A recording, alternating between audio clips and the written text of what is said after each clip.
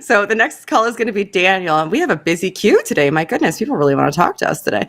So this is Daniel from California. Daniel is a theist, and Daniel wants to ask, how do you know if God isn't true if you can't properly define God? Now, hi, Daniel. Thank you for calling the line. Can you hear us? Yes, I can. Hello. Hi, that's an interesting question. I'm going to get you to actually pose that question yourself because I'm not sure I understand it in the way that it was written in the queue. So if you wouldn't mind just, quickly and succinctly summarizing what your question is to Paul and I, that would be great. From my understanding, this philosophy the Bible teaches is different than most teach. Specifically, it says to be a non-denominational Christian, pantheist, modalist, universalist, who believes in a form of active actualism. I'm sure there's a couple more I could put on there. So, okay.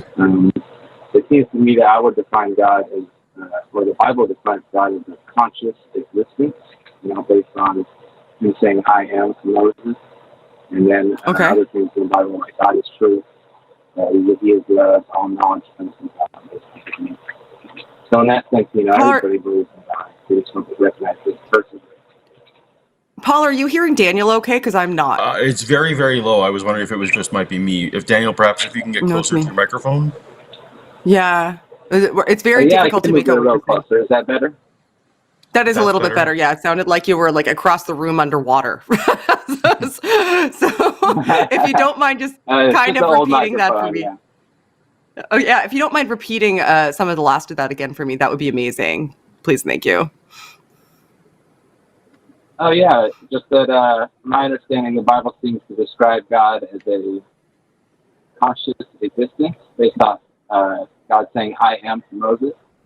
Mm-hmm. Okay. So that way we all believe in God. We just don't recognize this person, and since mankind doesn't have a consensus on what consciousness is, it's kind of hard to prove that aspect of God.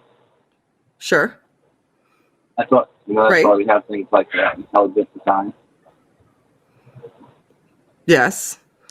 So are you saying that God is all consciousness, or God happens to be a consciousness? Yeah. I was saying God is existence. Existence itself, reality. Yeah, so reality. Existence is synonymous with God to you? Yeah. Gotcha. God saying "I am" to me, and what is, but reality. But you're not saying so you're saying existence is synonymous with the Christian God. So are you attributing any other properties to God then outside of existence? Because when people do things like say, well, God is existence, or God is consciousness, or God is experience, or God is the universe, all I can say is, okay, fine, sure, whatever. Because then you're just defining God into existence. You're just saying, this is a thing, God is the thing. And then the terms just become interchangeable, and I'm kind of whatever about that. But when you talk specifically about Christianity, then God has myriad other attributes that you're going to have to attribute to him. So you can't just say, in my mind, God is existence, and also this God that is existence is the Christian God, because then it comes with some baggage, right? There's lots of other things existence has to have packed into it in order for it to be God at that point. So how do you reconcile those things? What else exactly? What else exactly? Okay, so omniscience, it would need to want a relationship with you. It would need to have created a physical embodiment of itself to sacrifice so that it could determine that to forgive people for things. So it would need to be able to make choices and judgments regarding its creation. It would have to be broken into 3 different forms. It would I could go on. Do you agree with all of those things? Well, I'm a modalist, so when the Bible's talking about the Trinity of God, it's talking about the Trinity itself, the same. We are made in the image of God. So we have our mind, we have our body, and the culmination of the two resulting in what is man and what is us. So God has that same Trinity itself. He has the mind, we call the Father, or the body of God, the Spirit, Holy Spirit, and the culmination of the two resulting in Jesus. Most people, don't realize God isn't a human being; He created. But so God is more than just being synonymous with existence, because I think Shannon and I both agree that things exist.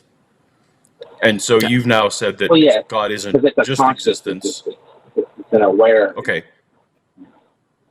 So because I accept that conscious things exist doesn't entail that I necessarily agree that there is a consciousness called God.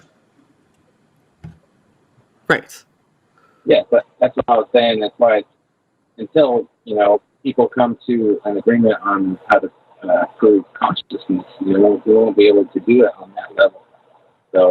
So, I think I get what you're angling at. You're saying that because there's a hard problem, like a neural binding problem, like there's a problem with us being able to explain the mechanism by which consciousness emerges. You're saying, well, that mechanism is in fact God. God is consciousness. He's a conscious agent. He's existence and simultaneously consciousness. And because we can't currently explain consciousness, we can't refute God because you're saying God is consciousness. So it would come with all the properties that we get. Is that kind of what you're... He is consciousness. Sorry, I wasn't trying to say he's consciousness. Just that existence is conscious. So are you saying we can't refute the existence of God because we don't fully understand by what mechanisms consciousness emerges? It seems that a lot of people have misunderstandings of the Bible. There is no English translation. You could pretty much call most Bibles pseudo Bibles, and a lot of people have end up with a lot of problems when they try to read it because of how it's written. And Paul said that he had a problem with the age of the earth, and I'm sure that has something to do with the 6 days in Genesis. They're not meant to be 6 days. That's just one problem. Oh, I understand. That still doesn't get me to consciousness. Go that way, but I would just like. So one of the things that seems inherent in your overall question is, or the idea that perhaps Shannon and I are attempting in any way to refute a God. That seems to be an assumption, actually, that's coming up front. Now, neither Shannon or I would walk around and say there is no God. What we would say is that we lack evidence of God. I think that the Christian God can be perhaps disproven because there are lots of claims made about it. But until you come up with a definition of God that actually has a falsification criteria, I would 100% agree with you that a thing without a falsification criteria can't be falsified. I think we would both nod our heads and say yes. But that is more in the problem with the person who comes to us with the definition of their definition of God. Yours seems to be some combination of existence and consciousness, neither of which has a falsification criteria. Do you understand what I mean by falsification criteria? Oh, yeah, I can definitely agree with that answer. I think that's a good answer. The other thing I wanted to ask you that you mentioned before, you said you had a problem with the age of the earth. And what problem?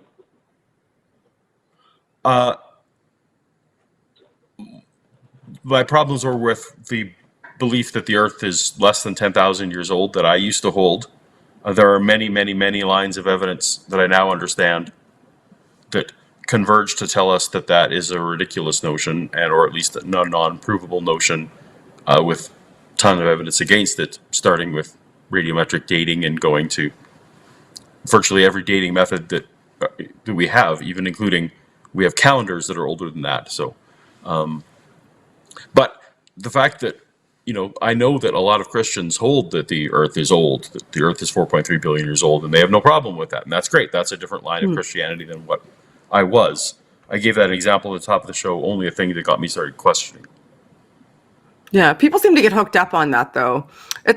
that's something, I don't know if it frustrates you, Paul, but it kind of frustrates me. People hear that you were a young Earth creationist and they assume that once you stopped being a young Earth creationist, that was essentially the linchpin, everything unraveled, and you didn't look any further. You just were like, well, this isn't true, and then I give up.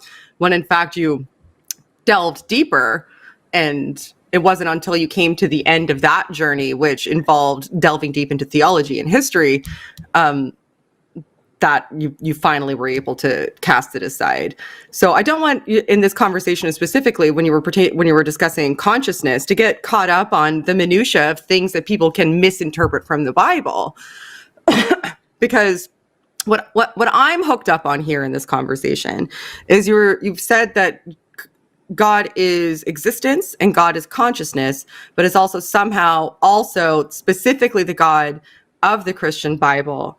And it seems to me you're saying something like anybody who had an issue it was a result of misinterpretation, which would lead me to believe that you feel as though you have the one correct interpretation.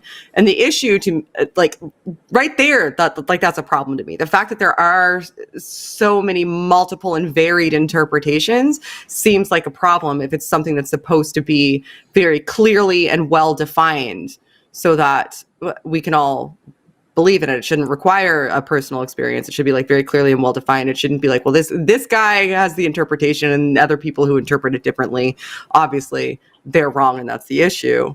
But when I asked you about the consciousness and the conscious ties, you went to the Bible to speak about misinterpretations, but you didn't really give me a reason to understand what the tie is, which is what I was interested in, because it seems that you have some sort of deism maybe that just has a Christian flavor. You're defining God as existence and consciousness, but it's also the Christian God, because I've been able, through my perception that these are the two things that God is, to find ways to interpret the Bible so that I can say that it's this God, but it's not a solid enough tie that it could even come close to getting me there. And I feel like we've been all the way across the board with no clear, definitive connection. Does that make sense? Well, I don't know if I would say I'm not studied as Paul or anyone, but I've taken language courses and some literature courses, and I feel there is a clear meaning. Hebrew isn't a dead language. It isn't something we can't understand.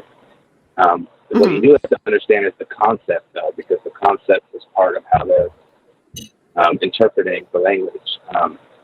For example, with Genesis, when you have the 6 days in Genesis, Genesis is a poem. It's not an analytical or it's not an index or glossary of information. It's metaphors and everything like that. So in Paul, when he says the date of the Lord is like 1,000 years, most scribes agree that's an exaggeration. It just means that there's a lot of them.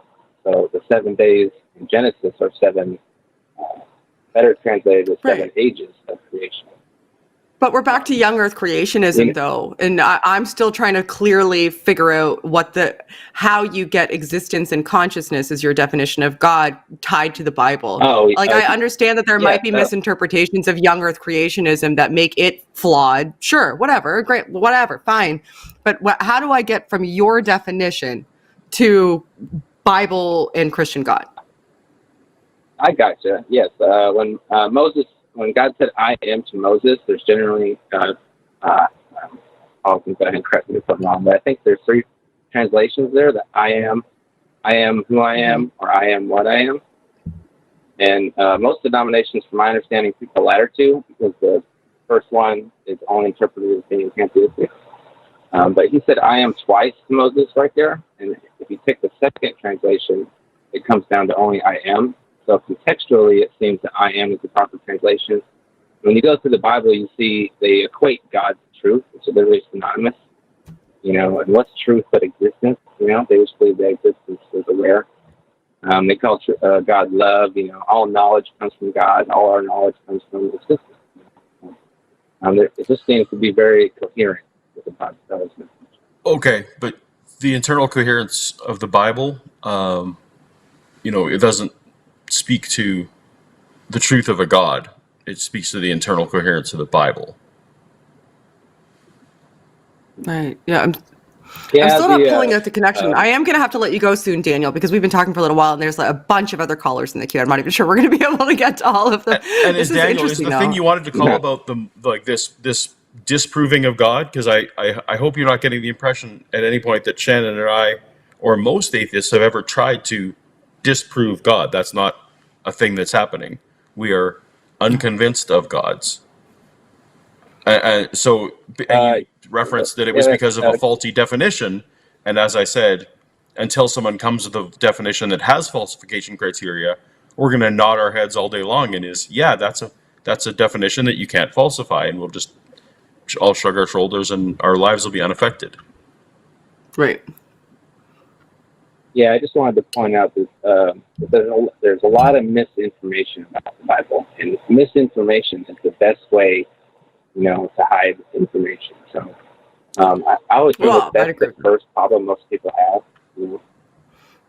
Mm-hmm. And you understand that for every Christian who believes X, you can find Christians who believe not X. So I guess Shannon and I would love for the Christian group to get their story straight. And they can come let us know let the Christians decide. Yeah, come tell us what you decided. Have another one of those cancels.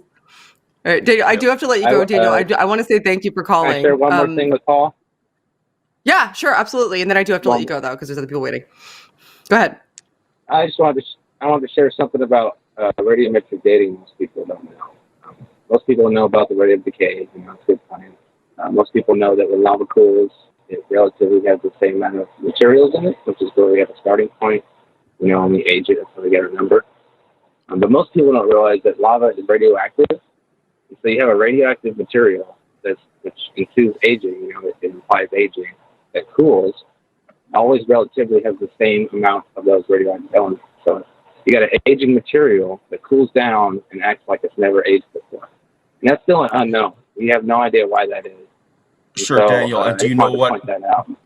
Okay. So what your homework for next time is to go look up whether that is a surprise to people who do radiometric dating on a regular basis, whether igneous rocks have radioactive clues, and what they have to say about it. Like, what is, if this is not news to them, I would love for you to tell me what the opposite to the position you just gave me was.